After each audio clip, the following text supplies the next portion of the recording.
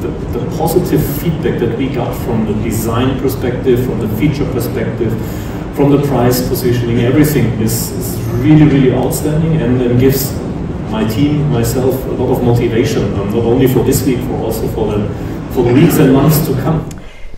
Bonjour Cyril. Bonjour Stéphanie. Merci de nous accueillir ici à Munich à l'occasion de l'IAA Mobility.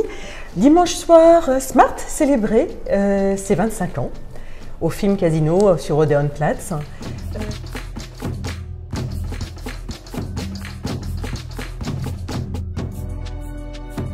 25 ans de micro-mobilité, de technologie, de design, de fun et hors des sentiers battus, j'ai envie de dire. Donc tout ça, c'est l'ADN de Smart. Et à cette occasion, Smart a présenté en première mondiale l'édition limitée des 25 ans de la Smart 3. Oui. Et on va parler de cette Smart 3 parce que elle préfigure ce que va être l'avenir de Smart. C'est-à-dire que là, on a l'impression que Smart a fait une croix sur la micromobilité depuis 2 ans. Depuis d'ailleurs le premier salon de l'IAA à Munich. Alors, vous aviez présenté à l'époque la Smart One. Oui. Alors, on n'a pas fait de croix sur la micromobilité puisque en fait la Smart Fortwo est toujours là, elle est toujours en vie, hein, elle est toujours commercialisée. Par contre, on a donné des grandes sœurs à la Smart Fortwo.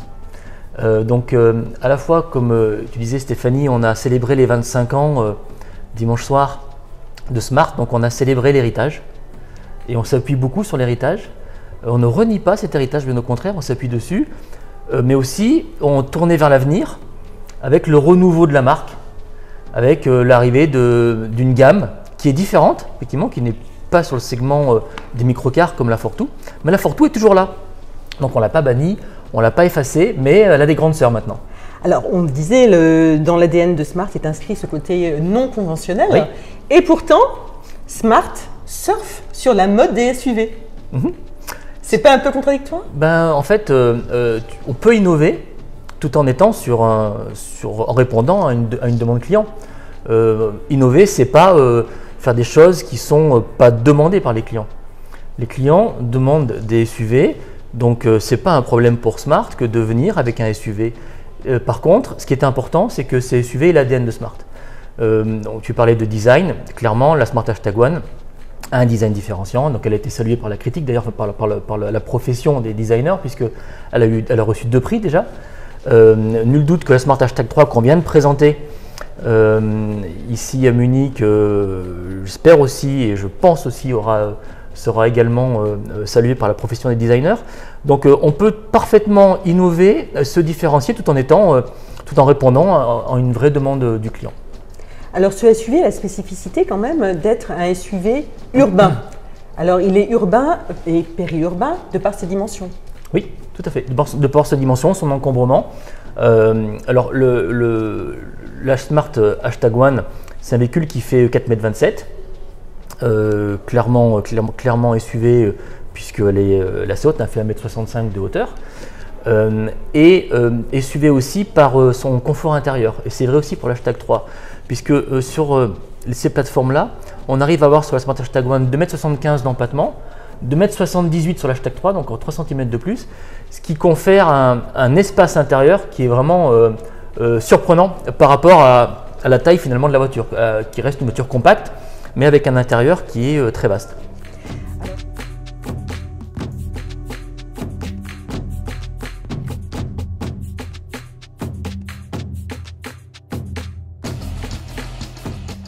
Alors, en quoi Smart pense se différencier? Smart va se différencier de plusieurs points. On a déjà parlé par le design, très clairement, par ce coup de crayon. Et là, je veux profiter pour remercier clairement les designers de Mercedes, puisque c'est Mercedes, dans le cadre de la joint venture, c'est les designers de Mercedes qui donnent naissance à nos Smart. Donc, elles naissent en Europe sur les tables à dessin des designers de Mercedes. Donc clairement par un design différenciant, donc, où on aura un vrai air de famille Smart, Elles vont se démarquer également par un côté très premium, et il suffit de rentrer à l'intérieur de la voiture pour se rendre compte qu'il y a un vrai traitement premium de l'intérieur de la voiture.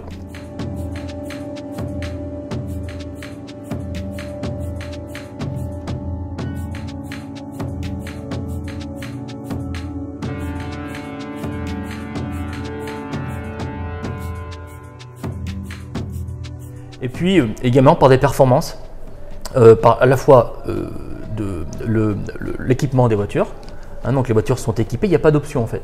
Donc les voitures sont très équipées sur chacune des lignes de finition. Et si vous voulez après arriver à avoir tel équipement en plus, il faut passer sur une ligne supérieure. Donc, vous ne pouvez pas prendre la voiture avec des options en plus. Il n'y a pas d'option. La voiture est déjà, chaque ligne est déjà vendue extrêmement équipée. Donc ça, c'est aussi ce côté très équipé, très premium. Et enfin, les performances électriques. On a pris le parti, pareil, d'entrée de gamme, on va dire, sans option, à mettre un chargeur embarqué de 22 kW, par exemple sur la Smart Hashtag 3, en courant alternatif. Et en courant continu, c'est des voitures qui acceptent, pareil, de série 150 kW. Donc, ce qui permet d'avoir des recharges rapides. Donc, on est à la fois sur l'autonomie, axé sur l'autonomie, avec des autonomies qui vont jusqu'à 455 km sur l'Hashtag 3, mais aussi très focalisé sur la capacité à recharger vite, qui est aussi important finalement, peut-être même plus important que l'autonomie de la voiture en elle-même. Donc avec des recharges de 10 à 80% en moins de 30 minutes. Alors lors de la présentation de la 25e édition anniversaire de la Smart Hashtag 3, oui, le designer Stefan Sattmeister était là. Oui. Et il a insisté sur un point, il a dit que la joie devait être une fonction à part entière dans le concept d'une voiture.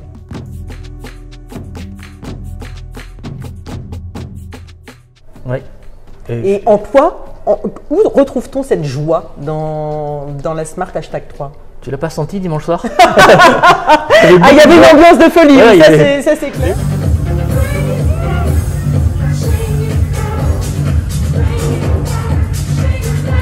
Mais c'est ça l'ADN de Smart, et c'est ça les équipes de Smart.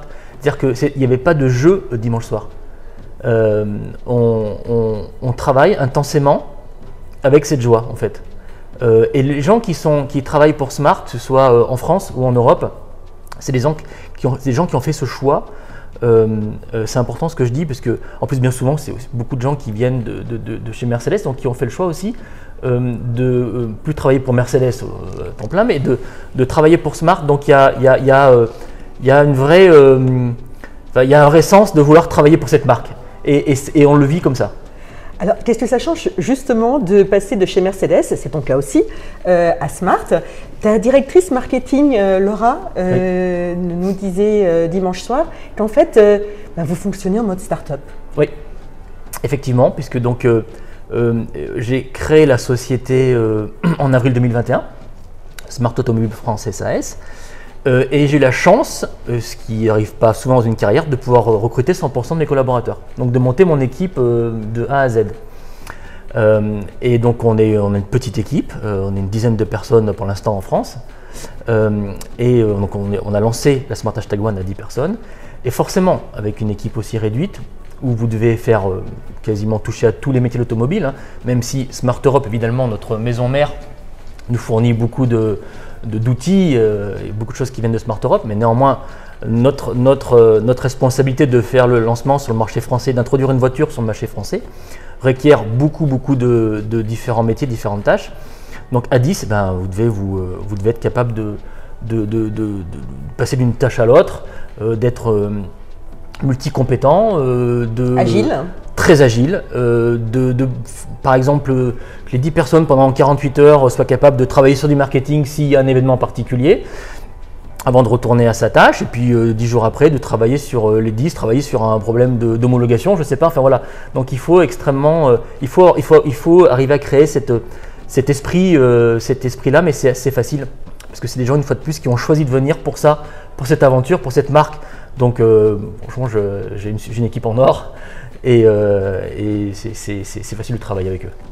Lors de la première mondiale dimanche soir, toutes les équipes de Smart Europe étaient réunies, et en fait, tout le monde est souriant, tout le monde est sympa, tout le monde est heureux en fait dans cette entreprise, oui, apparemment. C'est vrai, il y a des moments difficiles. Hein. Oui, j'imagine, mais c'est vrai que c'est frappant. Parce que... Non, les gens sont là parce qu'ils l'ont choisi, c'est vraiment important. Voilà, et ça change quand même beaucoup de choses. Ils ont choisi cette aventure. Ils ont choisi de vivre la marque et de vivre ce moment de renouveau, de relancement de la marque. Donc on a vraiment le sentiment de participer à une aventure, de participer à quelque chose dans l'histoire. Alors justement, tu parles d'histoire. L'histoire de Smart, elle remonte au début des années 90. C'est parti d'une idée un peu folle du patron de Swatch, Nicolas Hayek, qui a décidé de faire une microcar qui correspondrait, qui aurait un peu les mêmes caractéristiques que ces montres, qui serait fun avec des éléments interchangeables, qui s'adapterait facilement, qui serait pratique. Voilà. Est-ce que l'histoire continue à vous influencer aujourd'hui? Oui, parce que le côté fun, dont tu viens de parler, on le retrouve partout dans la marque. Donc il y a des choses qu'on retrouve moins. Le côté interchangeable, c'est plus compliqué forcément avec des produits de plus en plus premium. C'est plus difficile à exécuter, mais le côté très fun, c'est quelque chose qu'on retrouve dans tous nos modèles en fait. Alors Smart appartenait à Mercedes à part entière. Et en 2018, il y a eu une joint venture que tu mentionnais tout à l'heure avec Geely, donc les Chinois. Qu'est-ce que cette joint venture vous a apporté? Alors cette joint venture nous permet de relancer la marque, de donner un avenir à Smart, très clairement. Pourquoi? Parce qu'on bénéficie de ce qu'on appelle le meilleur des deux mondes. C'est-à-dire que, parce que dans cette joint venture, les rôles sont répartis comme ça. Mercedes, donc ils y tiennent 50%. Dessine la voiture, donc c'est le design intérieur et extérieur de la voiture. Donc la voiture, elle naît vraiment sur les planches à dessin européennes. Je dis européennes parce que les designers ne sont pas forcément qu'en Allemagne. On a aussi un centre de design en France, dans le sud de la France, à Nice. D'accord. Donc ils font des compétitions entre eux. Donc c'est vachement sympa. Donc voilà, il y a des vraies compètes entre les designers. Donc la voiture, elle peut très bien être née, ou certaines parties de la voiture, intérieure et extérieure, peuvent être nées à Nice et d'autres en partie à Stuttgart. Donc la voiture, elle naît vraiment en Europe. Ensuite, effectivement, les 50% de Geely, là on est allé chercher l'expertise, la supply chain, donc tout le savoir-faire en matière de moteur électrique, de batterie, toute la supply chain. Et donc effectivement la voiture, elle est dessinée, elle est créée, elle naît en Europe et elle est fabriquée, construite en Chine. Donc c'est ce partenariat, ces deux rôles très clairement définis et qui sont assignés à des gens vraiment dans leur domaine d'expertise, qui nous permet aujourd'hui d'avoir des voitures bien nées à commercialiser sur le marché français, le marché européen au sens large. Alors avec d'un côté les Allemands, de l'autre côté les Chinois, est-ce que vous avez une certaine marge de manœuvre quand même, ou alors vous devez vraiment appliquer les ordres des uns et des autres? C'est comme dans tous les groupes, il y a des stratégies qu'on suit, hein. Mais non, on a la chance d'avoir une très grande autonomie. L'équipe en France, on a une capacité à pouvoir décider certaines choses en totale autonomie. Après, voilà, on suit bien sûr la stratégie du groupe et des actionnaires, ça va de soi, c'est comme dans tous les groupes. Mais l'avantage, c'est que si vous appuyez sur des équipes aussi flexibles, aussi petites, il faut aussi leur donner cette capacité à pouvoir décider rapidement. Sinon, vous tuez tout l'aspect start-up. Donc on a cette capacité à pouvoir faire nos choix. Je prends un exemple. Le réseau, on s'appuie sur un réseau en France évidemment, hein, de 47, aujourd'hui on a 47 agents sur le territoire français. On avait la totale autonomie pour choisir ces 47 agents. Alors on s'est évidemment appuyé sur le réseau Mercedes Smart historique, évidemment, puisqu'il n'y avait aucune raison de changer, on a un très bon réseau. Après, on n'a pas eu besoin de reprendre tous les concessionnaires, on n'a pas besoin d'une centaine de points de vente, une cinquantaine suffisait largement, en tous les cas dans un premier temps. Donc nous avons choisi en totale autonomie ces 47 agents. Voilà, ça c'est un exemple, mais il y en a d'autres où on a la liberté de choix de certaines choses. Alors justement, vous évoquez la distribution, hein.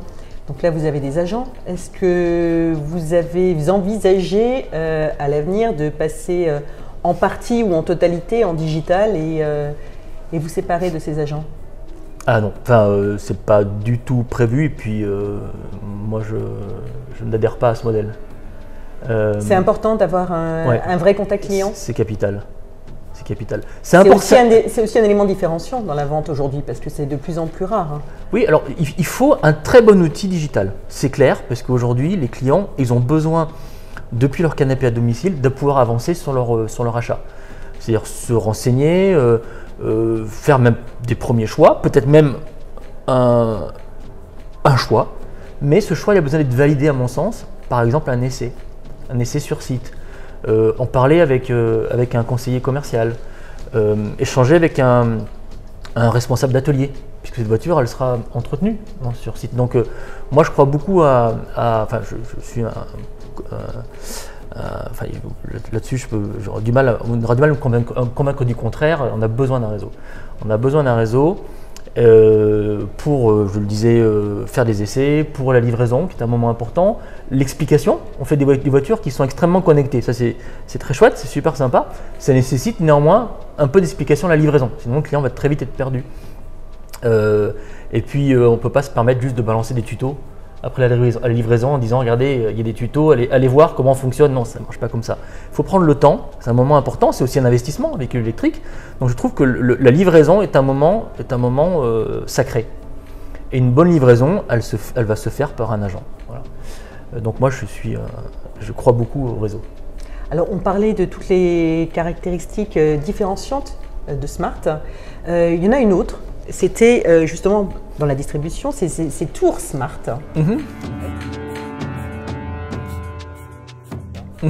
Est-ce que c'est quelque chose qui va perdurer ou alors, ça va rester aujourd'hui, on ne peut plus mettre une hashtag 1 et une hashtag 3 dans une tour, donc on va pas pouvoir les utiliser pour la nouvelle génération, mais on n'a pas pour autant demandé à ce qu'elles soient détruites. Hein. Donc ces tours, il en reste quelques-unes. Il y en a quelques-unes en région parisienne, il y en a quelques-unes à Lyon par exemple, voilà, enfin, on en trouve en région. Donc elles sont pour certaines fonctionnelles, pour d'autres elles ne sont plus fonctionnelles, elles servent aussi d'affichage, qu'elles sont très bien placées en général. Donc de faire un marquage, un coverage sur la tour, ça permet aussi de communiquer sur les nouveautés. Donc voilà, les tours qui sont là, elles restent et c'est très bien, ça fait partie de l'héritage, je le disais tout à l'heure, donc on est attaché à l'héritage. Donc on ne veut pas effacer cette page, c'est important pour nous de la garder.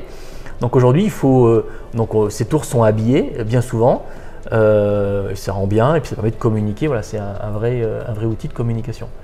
Mais voilà, elles sont plus fonctionnelles pour grand nombre d'entre elles.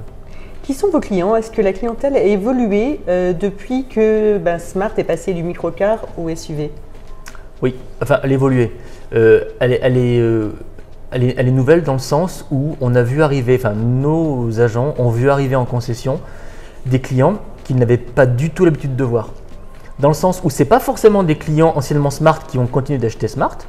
Il y en a bien sûr des clients qui roulaient en Fortwo ou qui avaient roulé en Fortwo, qui avaient dû laisser tomber la Fortwo parce que par exemple un enfant est arrivé dans la famille et on ne peut plus rester en deux places.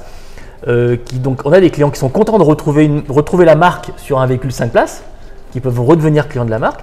On a aussi des clients qu'on ne voyait pas en concession du tout, qui viennent d'autres marques, soit de véhicules déjà électriques, soit de véhicules thermiques, et des clients qui veulent se mettre à l'électrique, qui ont entendu parler de Smart et qui viennent voir. Donc ouais, ça a beaucoup élargi la clientèle. Après, il n'y a pas de clientèle type. Je ne peux pas vous dire le client Smart, hashtag One, il a entre 30 et 40 ans, il est masculin. Non, c'est impossible à définir, en tous les cas pas en 3 mois de commercialisation. Et on voit bien qu'on a des profils totalement différents. Beaucoup de femmes. Je ne suis pas étonné parce que la Smart hashtag One, dans son design, j'anticipais le fait qu'elle plairait la gente féminine et ça se vérifie, mais pas que. Donc non, pour l'instant, il n'y a pas de personne type. Voilà, c'est très vaste. Alors la Fortwo continue à être commercialisée. Oui. Est-ce qu'elle continue à être produite également? Oui, ça fait. Et elle va rester au catalogue ou alors vous allez vraiment faire une croix sur la micromobilité? La Fortwo, dans sa version actuelle, Mercedes a annoncé donc la fin de la production de la Fortwo en 2024, donc l'année prochaine. Mais il ne vous aura pas échappé, Stéphanie, qu'on est passé de la Smart #1 à la Smart #3. Il y a un chiffre qui manque entre les deux. Voilà. Et donc ce #2, on l'a mis de côté, et vous l'avez entendu aussi dimanche soir, parce que on ne s'interdit pas, pour dire la chose, voilà, on ne s'interdit pas de donner un successeur à la Fortwo dans le cadre de la joint venture, dans le cadre de cette coopération Mercedes-CJ. Donc le #2 attend son produit. Donc Smart n'est pas en train d'évoluer en marque de SUV, ça va être toute une gamme toute qui va être… Toute une famille, ouais. Oui, en commençant par la Fortwo. Et puisque parler de famille, donc #1 en 2023, #3 début 2024, et on annonce un modèle par an dans les 2 prochaines années. Donc encore 2 modèles à venir. Donc on ne le connaît pas encore. Il me posait la question sinon, mais donc dans les 2 prochaines années, ouais, 2 nouveaux modèles. Donc une vraie famille. Oui, vous pensez couvrir tous les segments en fait? Peut-être pas tous les segments, mais en tous les cas, on va continuer de couvrir plus de segments. D'accord. Sans oublier vos racines de micromobilité. Jamais. Et notre racine d'innovation, design, ça c'est important. L'ADN, il doit rester. Voilà. Alors, vous étiez vraiment pionnier dans les années 90. Aujourd'hui, il y a pléthore de marques de micromobilité, beaucoup de Chinois aussi. Il y a Yoyo qui était présenté à l'IA. Je pense à Microlino aussi, les Suisses. Est-ce que vous gardez un avantage ou alors est-ce que vous êtes sérieusement concurrencé par ces marques-là? Vous avez perdu des parts de marché. Des concurrents, il y en a beaucoup. Est-ce qu'on garde un avantage? J'ai la faiblesse de penser qu'on a une marque qui est un actif, qui veut dire quelque chose. C'est fragile, c'est-à-dire qu'on peut faire n'importe quoi avec faut pas faire n'importe quoi avec une marque, hein, voilà. Donc on en prend soin. Mais cette marque, elle a une valeur, elle signifie quelque chose pour les clients. Vous l'avez rappelé tout à l'heure, ce que ça veut dire, micromobilité, design, innovation.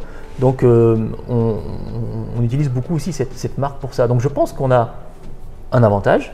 Une fois de plus, moi je respecte tous les concurrents et je sous-estime personne. Alors justement, vous mentionnez le fait que smart veut dire quelque chose. Mais effectivement, en dehors du mot anglais qui veut dire élégant, bon, ça c'est autre chose, mais c'est la contraction de Swatch, Mercedes et art. Et effectivement, le dernier mot est important.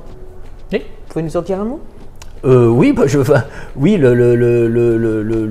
ça fait partie une fois de plus de ce que je vous disais tout à l'heure. Enfin, c'est au centre de nos préoccupations que chaque modèle soit un produit de design. Et une œuvre d'art en tant que telle, mais en tous les cas, un vrai produit. Elle est quand même rentrée au Modern Art Museum. Oui, vous faisiez référence.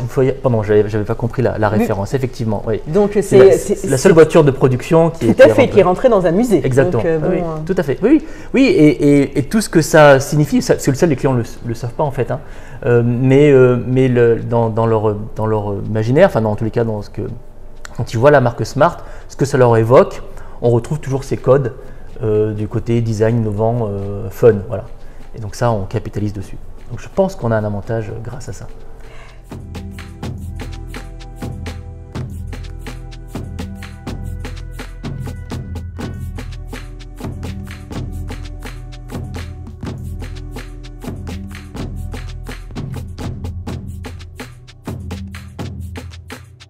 Pour terminer sur la Smart #3, vous avez dit livraison début 2024. Oui. Donc il y aura trois finitions. Oui. Vous pouvez nous en dire un mot? Oui, Pro Plus, Premium et Brabus.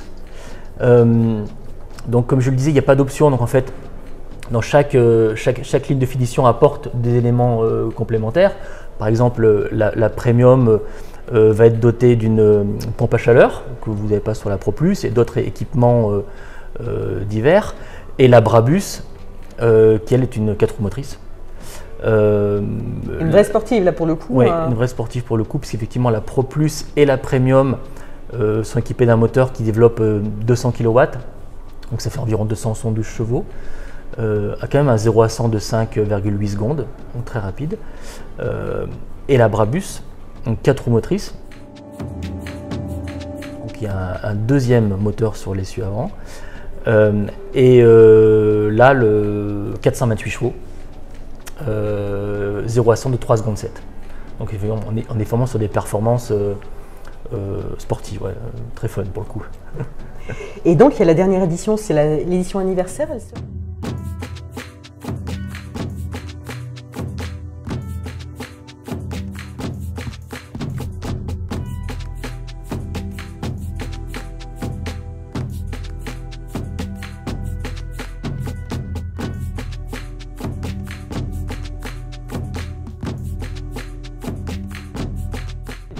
J'imagine que ce sera une édition limitée. Oui, c'est une édition limitée. On n'a pas, le chiffre pour l'Europe et pour la France. C'est une trentaine de véhicules. Voilà. Donc c'est très limité. Et elle est basée sur la 25e anniversaire, l'édition des 25 ans. Pardon. Elle est basée sur le modèle premium, avec quelques éléments en plus. Notamment un très beau, on a un toit panoramique sur nos voitures, mais le toit panoramique de la Premium, il est étoilé, il est illuminé. Donc c'est vraiment des éléments comme ça, un peu marquants, un peu différenciants, un peu fun, très smart quoi en fait. Voilà. Et puis bon, il y a aussi toute la techno, il y a un superbe écran, il y a un son qui est avec 13 haut-parleurs. Oui, quand même. Voilà, on a une coopération avec Beats, donc effectivement on a un son très sympa à l'intérieur. Les écrans, vous l'avez rappelé, donc il y a un écran central de 12,8 pouces qui est l'écran principal. Il y a aussi un écran derrière le volant qui fait une dizaine de pouces, et il y a bien sûr à partir de la Premium l'affichage tête haute. Donc il y a jusqu'à trois écrans dans nos voitures. Technologie toujours, les mises à jour, c'est comme chez un célèbre concurrent américain, ça se fait over the air. Oui, à distance, ouais, tout à fait. Oui. 80% des fonctionnalités de la voiture on peut les mettre à jour à distance. Donc on a des mises à jour régulières. Je pense que déjà en 3 mois, on doit être à notre deuxième mise à jour sur l'Hashtag One par exemple. Donc on ne se gêne pas. Dès qu'on a des remontées produits de la part des clients, de la part du réseau, où on identifie des choses qui doivent être améliorées, qui peuvent être optimisées, ou en tous les cas, ou des équipements supplémentaires, ou des choses qu'on peut faire à la voiture en plus. On ne se gêne pas et on fait une mise à jour. Donc ça c'est l'avantage. C'est quand même une vraie différence par rapport à ce qu'on connaissait de l'industrie automobile. Ça change beaucoup de choses. Puisque finalement il n'y a pas... Je ne dis pas qu'il n'y a rien qui ne soit pas impossible, mais en tous les cas, ça permet de pouvoir répondre à une demande ou fixer un problème très rapidement, plutôt que d'attendre une nouvelle génération de production de voitures. Oui, tout à fait. Oui. Ouais. Puis de prendre rendez-vous ensuite, la concession, se déplacer, c'est compliqué. Ouais. Ouais. Ou d'attendre un nouveau facelift, un nouveau modèle pour régler les problèmes qu'on avait sur l'ancien. Là non, avec une mise à jour, vous pouvez très facilement faire évoluer la voiture, donc ça c'est chouette.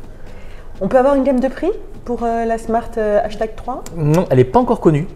Elle sera de par son positionnement un petit peu plus cher que l'Hashtag One. Je pense que probablement 2000 € de plus qu'une Hashtag One dans ces eaux-là, mais le prix va être travaillé d'ici la fin de l'année. Donc juste avant le lancement, donc fin d'année pour un lancement en début d'année prochaine. Merci beaucoup Cyril. Avec plaisir Stéphanie. Et un beau succès à la Smart Hashtag 3. Merci beaucoup. You need to have the passion and also the resilience in life to do things for 25 years. That is also what Smart has been doing together in the past 25 years. Question to both of you. What is your passion that you would be doing for 25 years? Good one.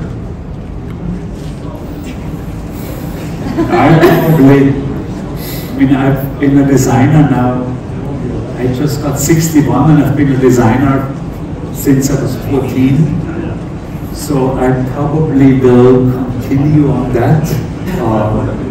And right now, considering I don't expect any shortage of negative news from the short-term media, I'll probably stick with doing long-term communications for a good while. Got it.